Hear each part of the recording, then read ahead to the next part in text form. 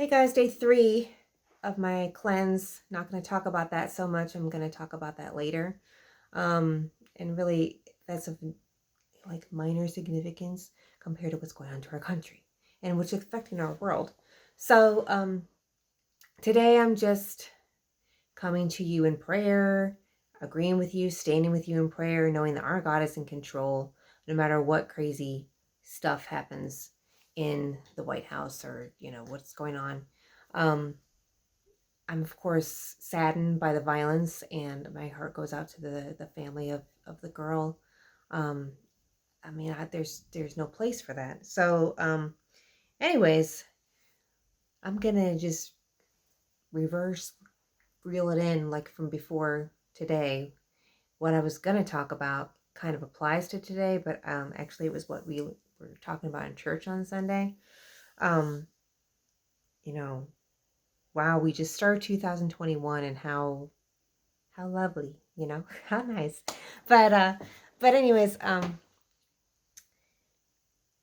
God is still on the throne. He is still going to do a new thing. He is still that same God that doesn't do exactly how we expected things to go. And so a couple verses that we talked about in church were Isaiah 43, rivers in the desert, and then God says, behold, I will do a new thing. And I think a lot of people know that verse. So let's go on. Um, Another one was in Exodus 12. No, I'm sorry, Exodus 17, verse 2 through 6. God responded to water in the desert. I mean, there's a theme here of desert. I also remember Jesus was tempted in the desert. And I feel like today in our nation, we are in a desert. It's like, what? There's not even anything to really say. You just kind of are speechless. So there was another time that in the Old Testament they were speechless in Numbers 20, where they were at the waters of Meribah. Now this is a story not as common where Moses was lacking faith. Now earlier in their journey, God had told Moses to, when they were needing water in the desert, that he just had to tap on a rock with a stick, and then the water would come. And so Moses was like, okay, God, I've done that before. I know that you tap the rock with a stick. I'm ready to go. Let's just keep moving on. We trust you, God. We're going for it. We trust you. And so then in verses 6 through 12 of Numbers 20, God had asked him to speak to the rock. He didn't ask him to hit the rock. He said, I want you to speak to the rock. But Moses thought he already knew what God was talking about. Like, we've done this before, God. I'm going to hit the rock, and then the water comes out.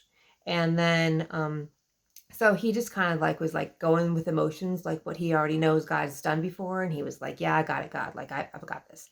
But what happened was he was supposed to speak to the rock, and he did not quite listen to God. And so then, well, the water did come out, I think. But God was very unhappy. He was very unhappy that Moses had not listened to him. In fact, I think this is the very moment that cost him from going to the promised land.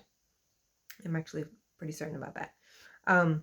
But the thing is that if Moses had just listened to God and not done what he expected God would do, and you don't expect what God's going to do next. So I think that's where my mind and heart are today, is that I'm just going to trust God, and I'm not going to expect what's going to happen next. I think that we're facing unprecedented times right now. No one's ever seen this before. No one's ever thought of this before. This is crazy stuff. And so God must be doing something new in the midst of it. He's never surprised. He's never caught off guard. And so I'm trusting him. And one final verse was Matthew 7:7-8. And this is something, you can look this up for yourself. But the theme our pastor had mentioned was, are we going to turn to God? Or are we going to push him away and just think like Moses, that we can just do whatever?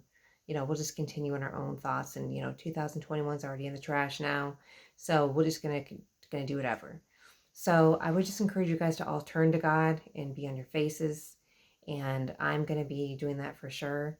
And that's pretty much it for today. Now, what did I have for my day today? Well, right now, after this very tiring day, I have a headache. So I think day 3 of the cleanse can be kind of hard. I remember that a couple years ago. But actually, I had energy most of the day. I really wasn't that bad. Got a lot of stuff done. Finished a lot of Christmas decorations. Had a fun time with a friend today. Um, you know, it wasn't that bad. Just right now, I'm feeling kind of like, sheesh, I need to go to bed. But I had a really yummy lunch. I had kale and spinach and mustard greens and beets. And I also put a pomelo in my salad. And I put this on a salad, by the way. Put some balsamic vinegar on it. And what else did I have? Oh, I had almonds and walnuts in there too. And I think that's it. But I'm going to show you what a pomelo is in a future video. They're so good. But with the tang, well, pun intended, I guess. And then with all the other sweetness, with the beets. I mean, beets are so good, guys. If you haven't tried beets, they're awesome for your liver. Detox your liver. Get some. Really good. And then tonight I had them all sauteed in garlic and some olive oil and some lemon juice. And I even put the beet stalk in my thing. Oh, that was one other thing. At lunchtime, I put the beet leaves in with my beet root vegetable. And I've never done that before. I was actually quite scared, but they were good. And I heard that all of these are really good for you. And so, yeah, try it. So that's all for today. I'll be praying for you guys. Love you guys. And God bless. Bye-bye.